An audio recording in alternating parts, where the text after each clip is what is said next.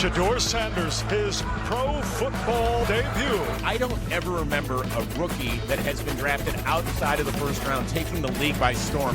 Sanders throws, touchdown, putting on a show here in the second quarter. I wasn't nervous, it was just getting comfortable. Well, I say I'm comfortable being uncomfortable.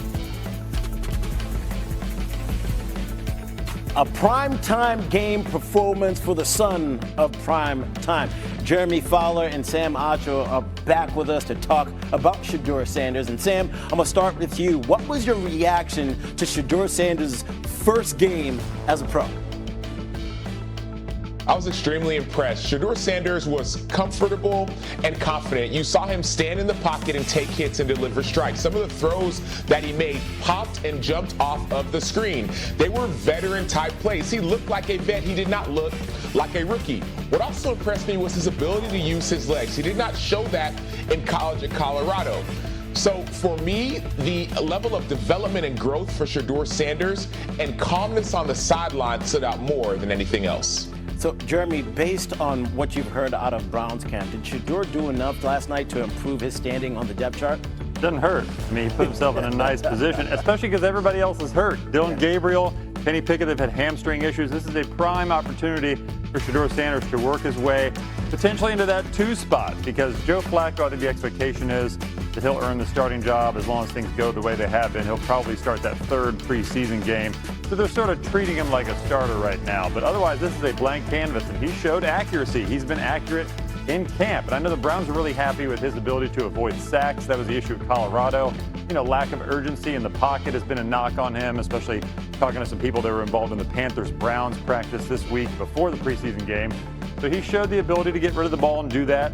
Now can he do it against some better competition, some more pressure in the backfield? That's going to be the issue for him. But like those red zone throws were lights out. I was texting with some people around the league.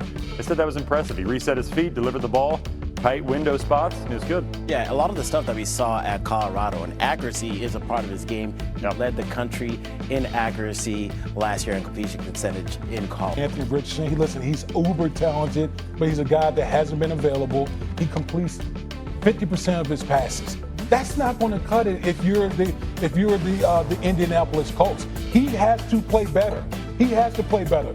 The difference between this situation and Shedeur, I think most people in Cleveland believe that Joe Flacco is going to be the Week 1 starter. Okay, Shedeur Sanders is presented a huge opportunity to plant a seed in Kevin Stefanski's head that maybe I can be that guy at some point down the road. But Anthony Richardson is fighting for his life right now as a starting quarterback in the National Football League. Because think about this, Molly. They are paying the Indianapolis Colts, they are paying Daniel Jones more money than the Pittsburgh Steelers are paying Aaron Rodgers.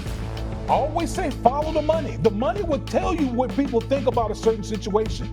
They are paying Daniel Jones like, this guy could legitimately be our starting quarterback. So to me, it's Anthony Richardson.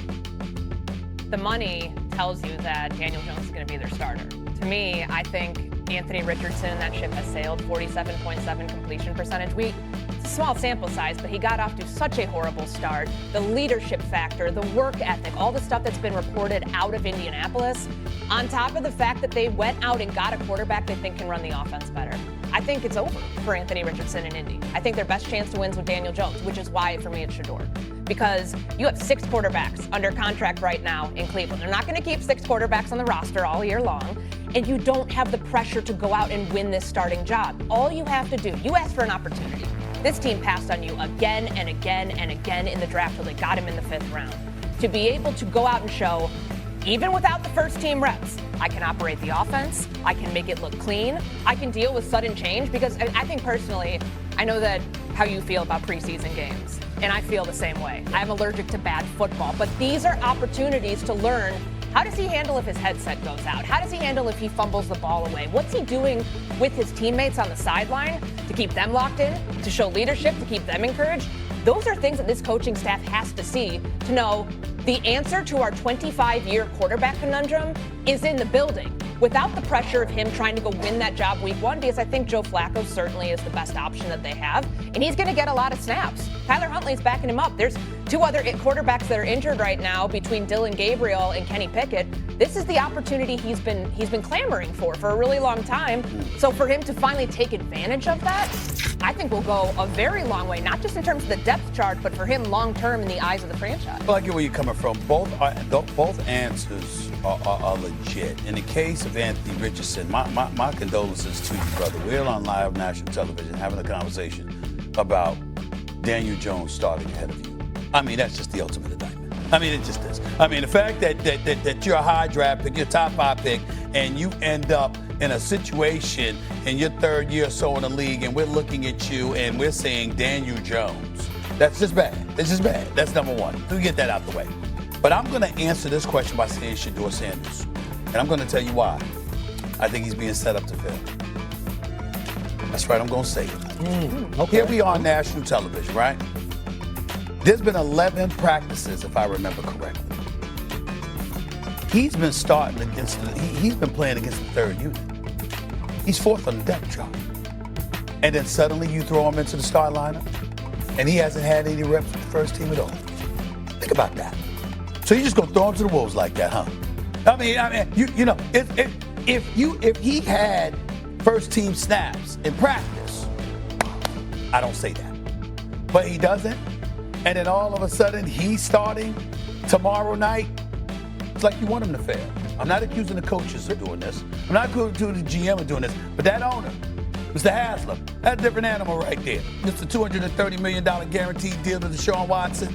And then he's going to come out this time around. I had nothing to do with this pick. I didn't have anything to do with it. I mean, that wasn't me. That was GM Barry right there. That wasn't me. The owner sitting up there. It wasn't me. Wasn't me. Yeah. Wasn't me. That's what he was saying. And I'm saying, really? That's what we're doing now? That's what you're doing? You're trying to disassociate yourself from a quarterback that's on your roster at this particular moment in time. You give him no first team reps. He's been working out with the third team, and then you're just going to throw him in there for the opening preseason. Let me play devil's advocate. Sure.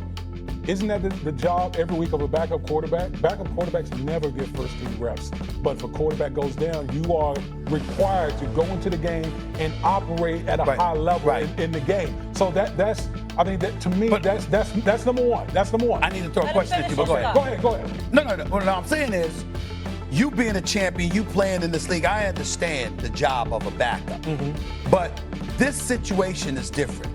This is a guy that was projected to be a top 3 quarterback in the draft. He fell to the 144th pick as a 5th round pick. It was universally recognized that it extended beyond the field of play as to why his stock plummeted. He gets picked up by Cleveland, all right, who, by the way, had drafted, Dylan Gabriel before you bring him on board. Joe Flacco and Kenny Pickett being there. Okay, they've been in this league, and Joe Flacco deserves it because, damn it, he showed up in Cleveland a couple of years ago and did what he did. He shouldn't have to play in a preseason. We know what he can do, okay?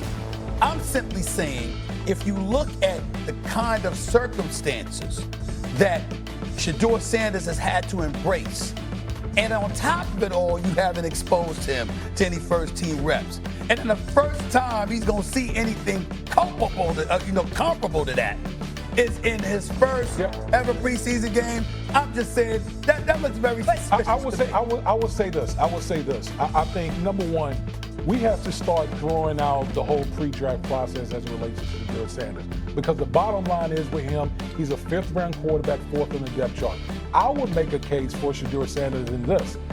You've been presented with a unique opportunity. I agree with that. A unique opportunity. I don't look at it as he's being set up to fail. I'm looking at you being given an opportunity to go out there and put your best foot forward in an uncomfortable situation. If Shedeur Sanders goes out here on national television, and trust me, there are going to be a bunch of eyeballs on that game. If Shedeur Sanders goes out here and ball, do you know what that's going to do for him? That's going to do wonders for him. It's going to do wonders. I'll let you go, Courtney. Just to be clear, I am in no way saying that Shedeur Sanders should have any attitude different than what you articulated.